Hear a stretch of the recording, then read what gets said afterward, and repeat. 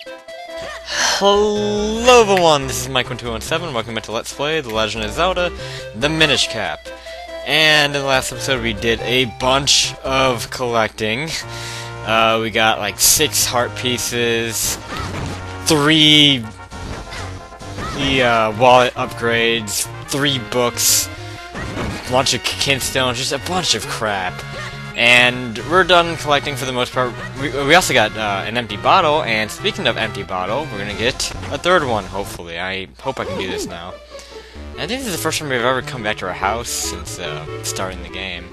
And actually, what you can do here is you can actually refill your hearts by going up to the bed here and sleeping. I mean, it's not really all that worth it. It's best just to find a fairy fountain or something, but you know, it's there in case you are into that kind of thing. If you want a quick way to heal yourself, I guess. If you're just dying to have hearts back. But yeah, now you can see well, pretty soon, if Elzo shuts up! Yeah, now our hearts are full, so that's nice. All 10 of our hearts. Really cool, really cool. Yeah, I'm glad we got all those heart pieces, but now, because we're definitely going to need them for the next couple of dungeons. Anyway, to get the third bottle, you have to go to your uncle. This is apparently who this guy is. He's your uncle. And you fuse kinstones with them. And we don't have the one that fits. Never mind then. But yeah, there are, like I mentioned before, that kinstone fusing is randomized. Well, it's not for every fusion. There are some fusions that are set and will be the same for every playthrough. And your uncle's fusion is one of them. You will always get your empty bottle from fusing with him, no matter what type of file you're in. Should we visit Tingle? Let's do it.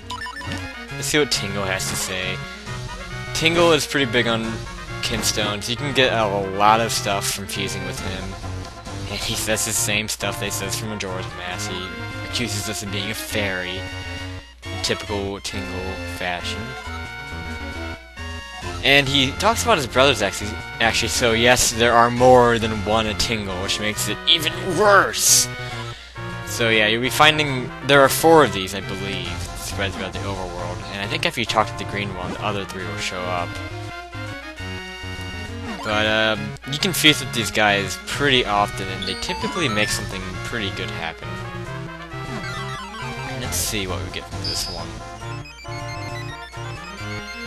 The Tingles are an example of a character you can fuse with more than once. I think they're the only characters you can fuse with more than once. And he has a door opening up a tree. You can see 4 trees there, kind of in a square. And there are 4 Tingles.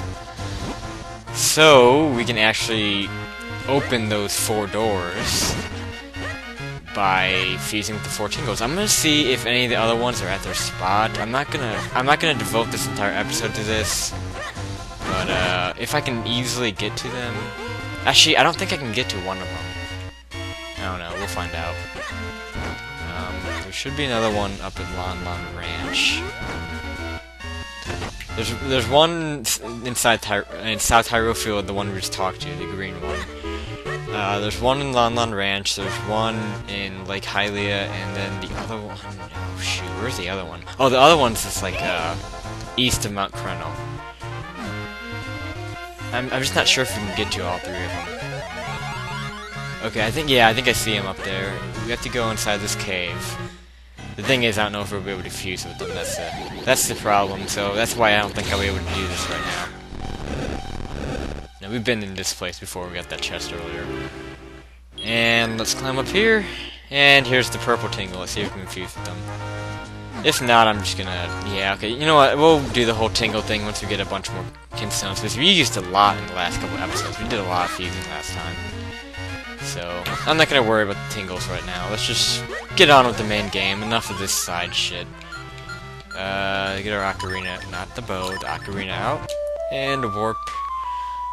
I'm trying to think. Actually, we might want to... Actually, I changed my mind. This is a good place to get to where we want to go next.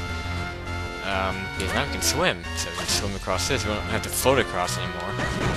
So, just go this way. I'm going the same way that you go to get to the the mayor's house where we got that book in the last episode. So, yeah. Okay, yeah, no sense showing that again. But yeah, we're back out at Lake Hylia, and now that we can swim, we can pretty much explore this entire lake. Which is pretty nice. And, yeah, oh, we can get a heart piece. Cool. I'll take it. Easy grab. I'm sure there are more on this that we can get right now. I'll do a little, just kind of a little scan around. You can't dig from the lake. Actually, in order to get to this, you have to make a kinstone fusion, and a piece of land will appear here that you can swim onto. So that's how you get to those. You'll see quite a few of these diggable walls around against water where you can't actually get to them without having land. We can shrink and get to that. I'm just kind of exploring. We can't get to that heart piece yet. We can't get here either. So the other Tingle is actually right over here. Let's see. Just might as well just see if we can fuse with him. No. Yeah, we have like no kinstones. We have 3 variants of kinstones. Okay, so let's just screw all this exploring stuff. Let's just move on. Enough of this. So what we're going to do is go over here to this thing, and you can probably guess what we gotta do here. This, ladies and gentlemen, is our dungeon. We're gonna have to shrink down. And this, like the Deepwood Shrine, is a all Minish sized dungeon. And this is the second of 2 Minish sized dungeons, and this is probably one of my favorite dungeons in the 2D Zelda games. This is up there probably in the top 3. And then again, now that I think about it, my top 3 dungeons in the 2D Zelda games are probably all in this game. I don't know, there might be one from Spirit Tracks has some pretty kick-ass dungeons. I don't know if it really counts as a 2D game. But anyway, this is an ice dungeon, as you can see, and I kind of hinted at this in the earlier episode, I think the last one, where we went into an ice area and we said, well, we gotta get used to this. Well, yep, we're gonna have a lot of sliding around here, but look at this! The boss door right away. That's pretty interesting. So all we really need to get is the boss key. And like traditional ice dungeons Zelda games, it involves a lot of ice block pushing. So you're gonna have to get used to that. You have to kind of learn how to do that. If you're good at ice block pushing, then you probably won't like this dungeon. And yeah, the difficulty kicks up quite a notch here with the tricks, with the flying pots, and stuff shooting fireballs at you. A lot of enemies here. So let's go downstairs here. And we're gonna see the first of many ice block pushing puzzles in this room. If you hit that switch, a beam of light will appear from the ceiling. And we're actually gonna head back up because we can't get over there. You can see that key frozen in ice. So if you put together, I can't talk right now. 2 and 2 together, you can guess we have to actually melt that block of ice to get the key out, and you have to push the block through this beam of light. So this one's pretty easy. It's self-explanatory. Just push it down against this block, and over here, and that will melt the key. That's just kind of the the introduction to ice block pushing in this temple. And this can get annoying, but yeah, there you go. Push this out of the way and get back up. And if you want, you can, close this back up. I mean, for this particular room, you don't have to, but just keep that in mind that you can close and open these doors on the ground.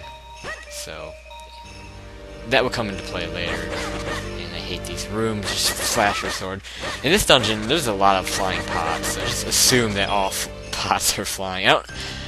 There used to be a way you could tell that, maybe I'm wrong about that, I think pots with the slightly darker texture will actually fly up, but maybe it's just I have bad eyes. But let's fall down here, and this is going to be a doozy of ice block pushing puzzle, because look at this. Look at this. Does this look familiar? Yes, ladies and gentlemen, this is the big key, and strangely enough, we're getting it this early in the dungeon, so already I bet you're probably pretty confused if you haven't actually played this game before. because we just saw the boss door at the very first room, and now we're already about to get the big key, so interesting. This must be a really short dungeon. Anyway, let's actually figure this ice block pushing puzzle out. What I like to do with these is start from the destination and work our way backwards. Our destination is, of course, the beam of light, because we have to melt the block where the key is, and the only way we can get it through here is this switch. So just work backwards, and then we have this rock. We'll be pushing up to that switch from this rock. So this is going to be the line of fire for the boss key block. We have to be pushing it from here. So what you actually want to do is to actually get it in the line of fire there. What I like to do is just push this bottom one over here, and then our ultimate goal is to get the boss key right over here.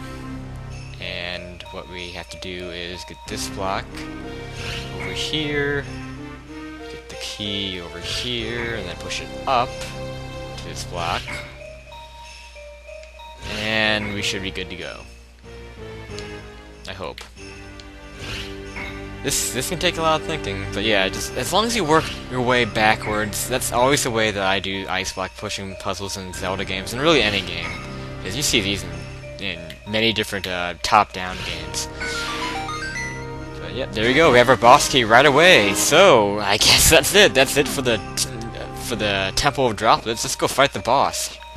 And actually, we gotta go back down so we can get across. See, this is why you want to make sure you close these at some points. These doors on the ceiling. So yeah, we gotta do that first.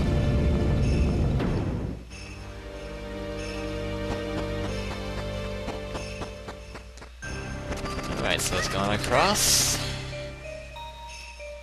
And go down here. And let's go fight the boss of the Temple of Droplets. Or will we fight the boss? Well, yeah, it's pretty odd that we already have the boss key and the door's right in front of us, and we have barely done anything in the dungeon yet, so what could possibly be the reason behind that? Well, we're gonna have to find out next time on Let's Play The Legend of Zelda, the Minish Cap. See ya.